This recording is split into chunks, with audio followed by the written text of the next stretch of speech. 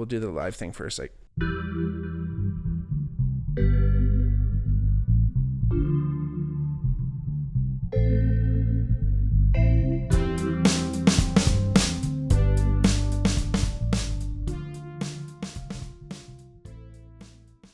hey everybody, welcome back to the Bigmark podcast. It's me, your host, Bigmark.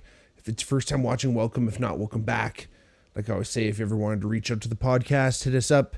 If you wanted to tell us a topic you wanted to hear about, or let us know how you feel about an episode, or even if you want to come on, you know, like I said, hit us up in the DMs or in our comments, but hit us up on Twitter or X.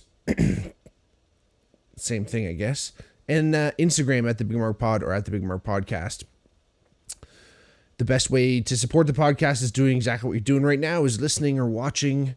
I thank you for your time. I thank you for your energy, and I really appreciate you being here. Like I said, it's the best way to support the podcast. If you want to go the extra step, like the video if you're watching on YouTube, subscribe to our channel, and rate the podcast if you get a chance to. And if you want to even go even further, check out our Patreon, patreon.com/thebigmarkpod. Thank y'all for coming. Thank y'all for being here. It's always a pleasure to be here. It's always an honor, and you know, I always love doing these episodes. I love doing the podcast, and it's one of these things where I've done this many now, 216, and I haven't missed a week. I've done a couple where, you know, technically I didn't do it that week. I front loaded it or had some in the bank before I released them, whatever.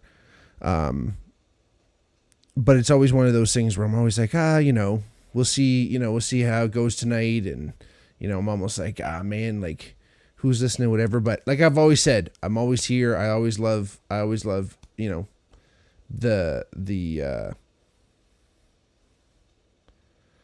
I love being able to say that I've committed to it, and that you know, I'm staying positive. I'm staying the course, so to speak. But you know, it just is. It's kind of one of those things where, you know, I'm like, I feel this like rhythm as soon as you know, the lights come on, everything comes on. I introduce the podcast and everything like that, and you know, I always get really excited. So I'm always appreciative for everyone who has joined along at any point in the journey, or who has dropped off as things happen, and that's how it goes, and that's how we all grow and change. But you know, it's kind of one of those things. What we're going to talk about today in Nosferatu, not only just the movie that just came out in 2024, but the lore and the original and other things like that. You know, I kind of want to get into some of that history too, because it's really interesting. But it's kind of a movie that I didn't necessarily think I'd see myself getting into, because, you know, it's kind of like horror and you know, scary movie, and I'm not really like super into that. And in watching it now, I wouldn't necessarily categorize it in as some of the other horror or like, you know, modern day horror movies that are out there now that are like fucking mind-numbingly scary. Nosferatu, the newest one by Robert Eggers, is just a beautiful tribute kind of to the original, and also a couple other remakes, including Bram Stoker's Dracula. But you kind of can't mention one without mentioning the other, and that's kind of why I wanted to go into a little bit of the history as well. So Nosferatu, the newest one, excellent. Like I said, Robert Eggers, Lily Rose Depp, and Bill Skarsgård, tremendous. And it's just like one of these movies where you kind of, how can I put this? It lulls you into this sense of wonder. Nicholas Holt's in it, Willem Dafoe as well, tremendous. And it's actually funny because Willem Dafoe actually plays Max Schreck in another movie, which is The Shadow of the Vampire, which is about the making of the original Nosferatu. So 1922, Nosferatu originally came out. but again, this kind of retelling is just phenomenal. Everyone does such a great job. I thought Eggers was perfect to kind of direct this. He seemed to really understand the genre, because it's a movie where, and I'm sure things were removed, or they had to get around, which we'll get into in a second. They kind of had to get around some of the copyright things so much. Some of the story, it's almost feels a little disjointed. And I almost feel like Eggers was kind of like, I'm not even going to try to make sense of this. I'm just going to do it like it's done.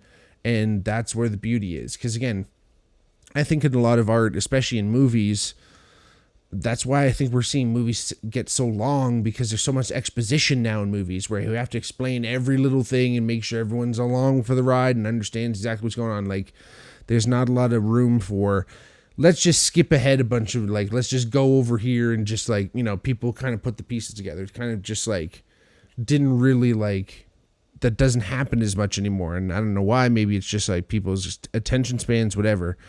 But I felt that Nosferatu almost kind of captured that, because in the original Nosferatu, A Symphony of Horror, or in its original German, Nosferatu, Eine Symphonie des Grauens, was 1922. Like I said, it came out in 1922. A silent German expressionist vampire film by F.W. Murnau, and it was like, it kind of put Murnau on the map. And like I mentioned, it stars Max Schreck as Count Orlok, which instead of Count Dracula, and again, that's one of the many changes that they had to do, because Murnau, I should say, basically completely ripped off Bram Stoker's Dracula. And Albin Grau, who was one of the producers, who ran the production company Prana Film, had like a lot to do with the occultism and all the symbolism and shit that came in with Nosferatu, including his thin, emaciated appearance. So original Bram Stoker's, if you've ever seen the Francis Ford Coppola movie, it's a very true telling of that book. Really good book, actually. But it had a very clear storyline. Dracula was, originally, from 300 years ago, legit, like Vlad the Impaler, essentially. He goes on a quest. It's a little Romeo and Juliet-esque, where his bride-to-be thinks that he died on the battlefield, mainly because the enemy said so, but regardless. So she kills herself. He comes back and he pledges a vow against God, because he was fighting this holy war in his name to begin with, and then he takes his beloved bride from him. And then that's what kind of grants, if you will, curses Count Dracula with this, the dragon. It's just this bloodlust, only can live off other living things, but cannot like feel anything himself, and is just completely cursed to living eternal life without ever actually experiencing life. So again, it's just interesting, when you look into it, obviously the symbolism of what a vampire is very interesting, and Dracula kind of takes it that kind of next step, where it's not just this cryptid-like creature that kind of, preys and just sucks people's blood. It is this personification of the cursed spirit, the cursed soul of wanting what you can never have, and wanting love, wanting real things, but can never actually feel it. So really interesting. But Nosferatu, again, is this interesting take on Bram Stoker's Dracula, because it was an attempt, I believe. Looking into it, it's hard to say, because there was a lawsuit, and Murnau claimed that he was inspired, of course, by Bram Stoker, but it was an original story, and he kind of came up with different things. But realistically, it's pretty much a fucking complete ripoff. Again, they changed some of the names, so instead of Count Dracula, it's Count Orlok. Instead of Jonathan Harker, it's Thomas Hutter, which is mad fucking close. And his bride-to-be, instead of Elizabeth, is Ellen. There's like, just coincidences and closenesses and a lot of different things. How, it being in Transylvania, and it, you know, how they get up through the gypsy village, and then how he's sucking blood, and then he comes to Viborg or wherever it is in the Nosferatu movie, but London in Bram Stoker's. Because again, this Nosferatu, everything's in German, everything's taking place in Germany. And, you know, he comes to this, you know, modern city, and he has to be transported in the dirt that he was buried in.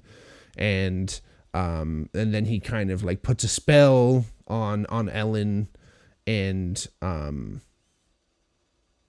essentially, you know, takes over her mind, but then she's kind of able to use that in a sense, and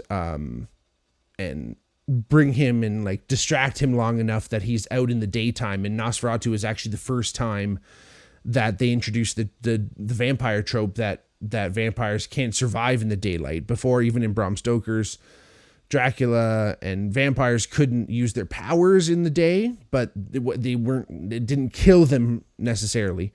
But in Nosferatu, it ultimately kills them. And I think, you know, it was really cool the way they did it in the new Nosferatu in 2024's version. And, you know, it was interesting because I watched both. We rented Nosferatu because I was kind of scared to see it in theaters. But it was great. I think I would have been able to survive it in theaters, but it was nice. It was nice to see in the comfort of the home. And then I did watch the original Nosferatu as well. And it's interesting. I will admit, it's the first silent film that I ever watched. It's a bit of an interesting experience. It's almost like watching a movie with subtitles where you really have to pay attention, because everything's obviously just played out in the action of the actors, right? It's very play-like in that sense, like theatrical, but then there's like all these different ways that they like, you know, provide exposition of what's happening. And I thought it was pretty cool. One of the cool nods that I thought Eggers did to the original was there were scenes where there was this like eerie kind of blue tint to everything. Now, mind you, this is like, you know, 1922, so this is like pre-Technicolor, but I'm pretty sure they're able to like color like long strips of film all at once, and there be this eerie kind of indiglow glow. Like I call it indiglow because it was like, if you ever owned a Timex watch, when you hit the fucking button, it was this like kind of really cool blue glow that was there, and that kind of was like, you know, across the film in the original Nosferatu. And I thought Eggers kind of did an interesting job of also doing that. It wasn't the exact same blue, but he had a lot of scenes that were just like soaked in blue. So the colorization I thought was really, really interesting in the movie. I thought the acting was really great. Bill Skarsgård did an awesome job. You know, he didn't look exactly like the original Nosferatu, which is this like super creepy fucking really grotesque mask, but like very unmoving mask, like, you know, no real like, you know, feature movement kind of thing. But Skarsgård was interesting. You know, he had a little bit of hair, he had this big mustache, but it was really evident that he was like just kind of decaying, and just like it obviously wasn't having a good time staying alive, right? But again, I thought the acting was really, really well done. I thought Nick does a great job as Thomas, and he's like good at being fucking super scared. I have to admit, he did a good. Lily Rose Depp was excellent, but the cinematography is just so cool. Everything's put together really well, and again, a really good, solid nod to the originals. I can't wait to check out the other ones. I'm almost kind of interested just in this lore, right? Like, because of all these nods to Bram Stoker back in the day in the 20s when this was released. Bram Stoker's wife was actually still alive, and she was like, you know, you can't release this. Like, even if you say like, oh, this is a direct, you know, representation, like, I'm not signing off on this. You basically stole this. So they were like told to destroy, the filmmakers were told to destroy all the copies of Nosferatu. So it was kind of like,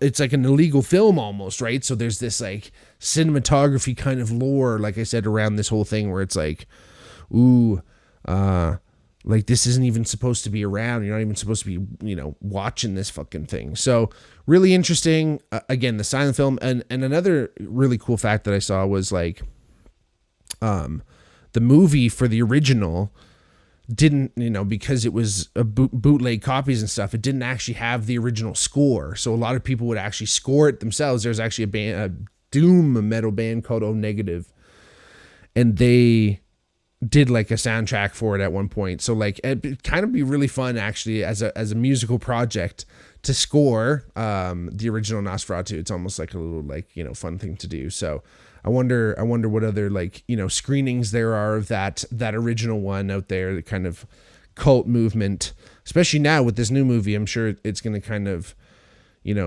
boost a little bit more interest in it as much as it's boosted mine. So again, check out the new movie. I think it's really great. I don't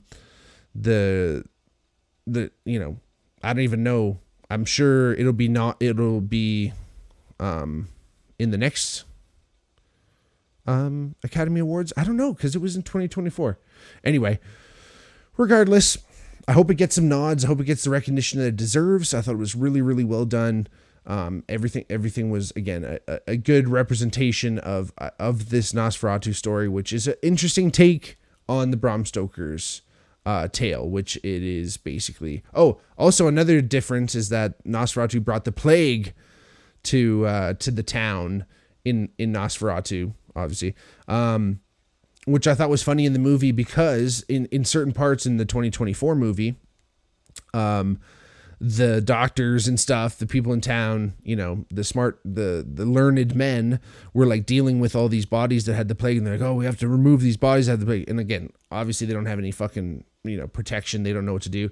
And as much as the rest of the movie has these tense and like, scary thriller moments, those moments where they were like touching these bodies with like knowing, again, what we know now about immunology, that was almost just as disturbing as some of the other stuff. So really interesting. The final scene is fucking wild. I think, spoiler alert, if you haven't seen it, he's like all fucking emaciated when he goes down, and he's just so fucking fried. And like, I thought that was an interesting thing. It was almost like that, and a few other clips were almost like corny, because again, it's just like, a lot of the original tropes come from Nosferatu, like a lot of these horror tropes, again, like I said, the sunlight, just the way that Max Schreck acted as Nosferatu is just like these classic kind of eerie, creepy moves. He just fucking nailed it. Anyway, super cool movies. Go check them out. Go check all of them out. There's another Nosferatu movie, I think from the 70s. Anyway, but super interesting story, super interesting backstory. Shadow of the Vampire, not shout out to the vampire, but Shadow of the Vampire with Willem Dafoe. Again, looks into it a little bit more. So go check it out. Love y'all. Thanks for watching. I really appreciate it. Let me know if you've seen the movie, if you got any comments or how you feel about it, what kind of takeaways you had. But again, thank y'all for watching. I appreciate it. We'll talk to y'all soon. Peace.